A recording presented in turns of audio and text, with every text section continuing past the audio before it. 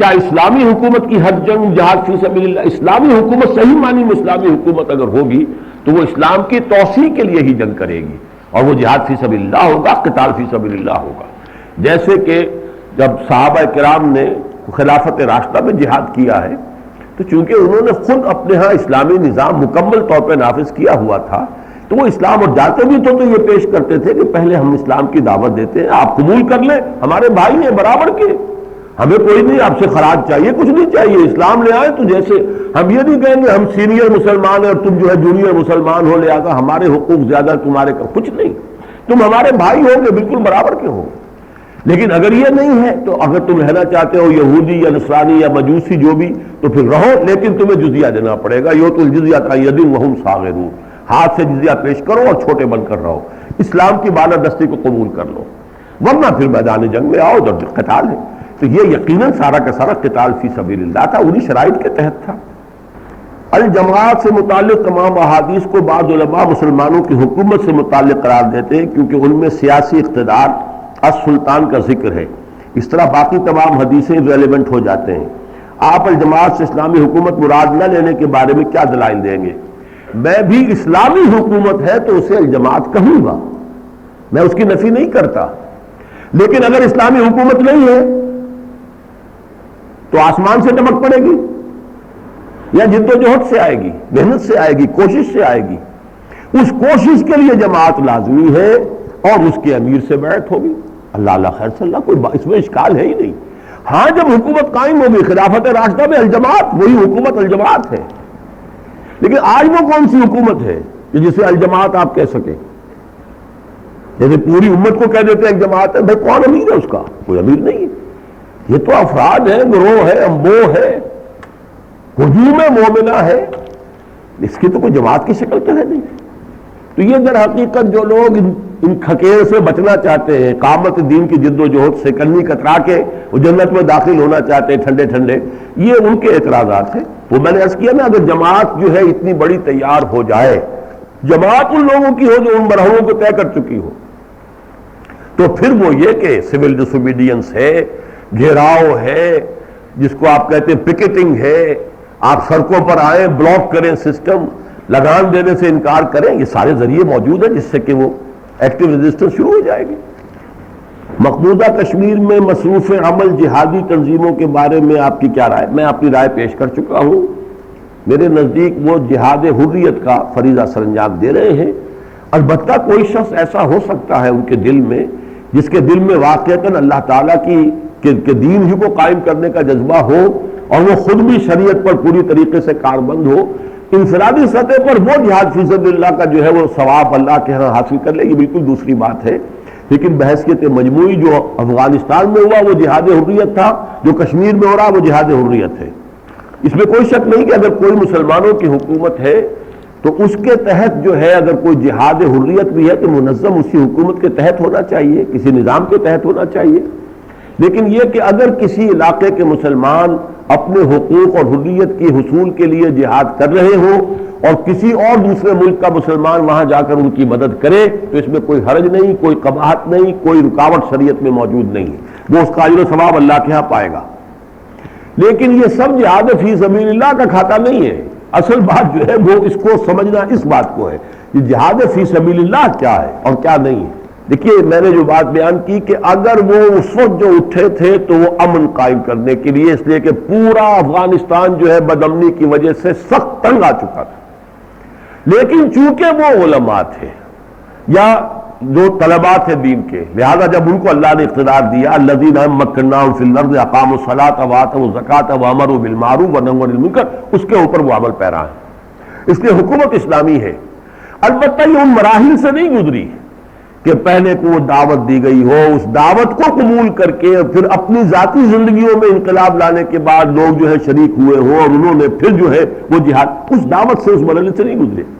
چنانچہ میرے سننے میں آیا ہے، ایک صاحب نے بتایا کہ اب وہ جو ملا عمر صاحب ہیں وہ تبلیغی جماعت کے لوگوں سے، ان کی قیادت سے یہ کہہ رہے ہیں کہ آپ اپنے ہاں سے جو ہے کافی جماعتیں یہاں بھیجیں تاکہ یہاں جو ہمارے لوگ ہیں ان کی کوئی تربیت ہو۔ وہ تربیت تو ہوئی نہیں ہے، اور وہاں پر بھی جو عوام ہے وہ جبکہ وہ روس کے خلاف جنگ کر رہے تھے تب بھی ان کی کوئی تربیت نہیں تھی، اور آج بھی ان کی تربیت کا تو انتظام نہیں ہو سکا۔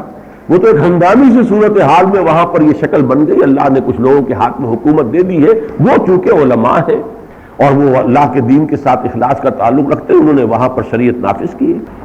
کیا اس وقت دنیا میں حقیقی جہاد فی سبیل اللہ ہو رہا ہے؟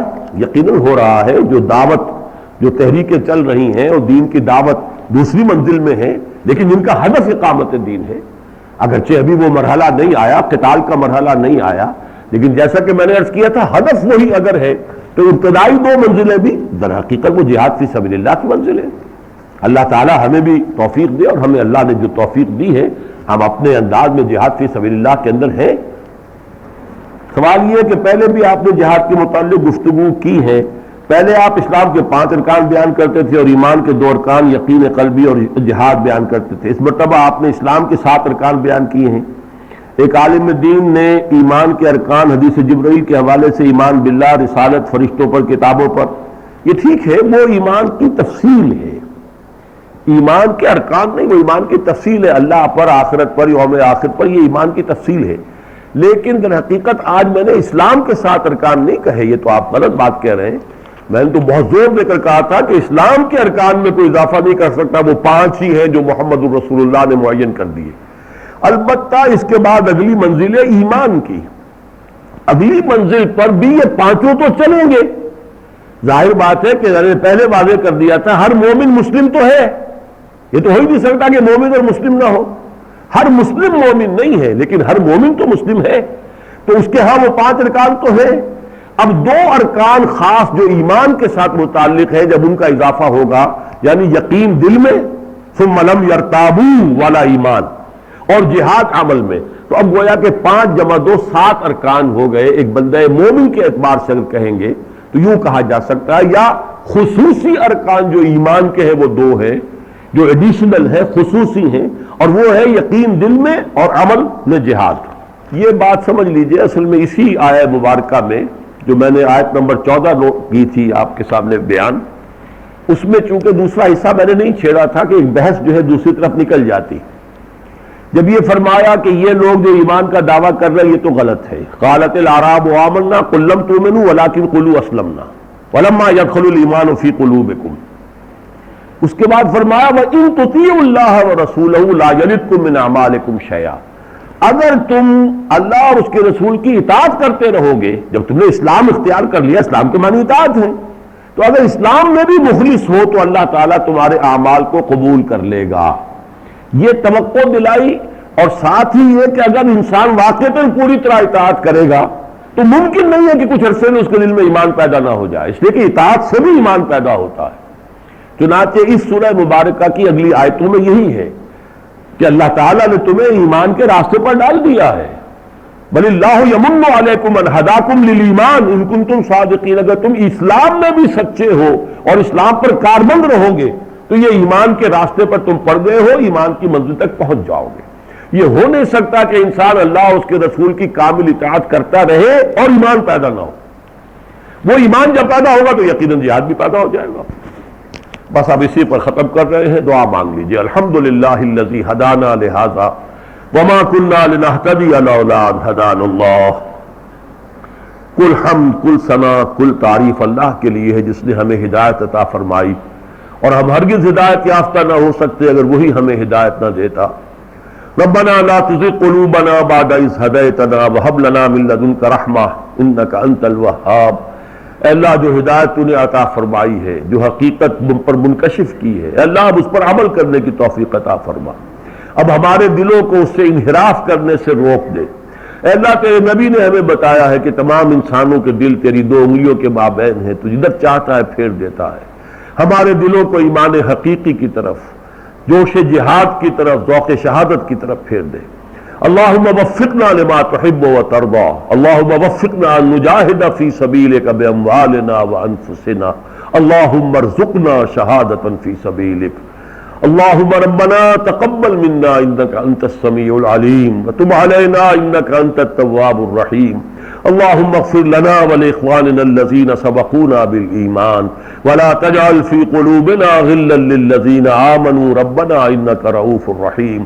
وصلی اللہ تعالی علی خیر خلقہ محمد وآلہ واصحابہ اجمعین. برحمتک یا ارحم الراحمین.